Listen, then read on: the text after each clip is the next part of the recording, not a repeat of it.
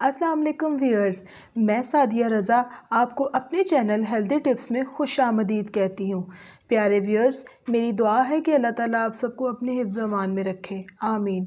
वाइदा मरीज़ तूफ़ा हुआ यशफ़ीन, और जब मैं बीमार होता हूँ तो वही अल्लाह मुझे शिफ़ा देता है। प्यारे व्यूअर्स, आजकल नज़ला, ज़ुकाम, खांसी और बलगम की तकालीफ बहुत ज़्यादा बढ़ गई हैं। मौसम की तब्दीली के साथ ये तमाम बीमारियां अपना असर दिखाना शुरू कर देती हैं। इसी तरह बहुत से लोगों को एलर्जी की वजह से भी नज़ला, ज़ुकाम और बलगम का मसला हो जाता है। तहकीक से ये बात साबित है कि बलगम के बहने से दिमाग और नज़र दोनों कमज़ोर हो जाती हैं। इसलिए आज मैं आपको बलगम और रेशे के ख़त्मे के लिए एक नुस्खा बताऊंगी। इस नुस्खे की बदौलत आपकी बलगमी, खांसी, नज़ला, ज़ुकाम, गले की खराश, रेशा जैसे तमाम अमराज से निजात मिल जाएगी।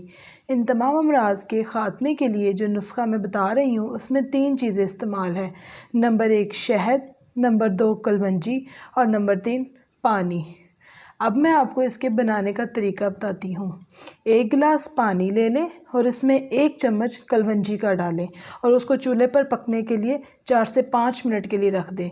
जब पानी 1 कप के करीब रह जाए तो उसे चूल्हे से उतार लें, पानी को छान कर 1 कप में डाल लें और उसमें 1 चम्मच शहद का मिलाएं।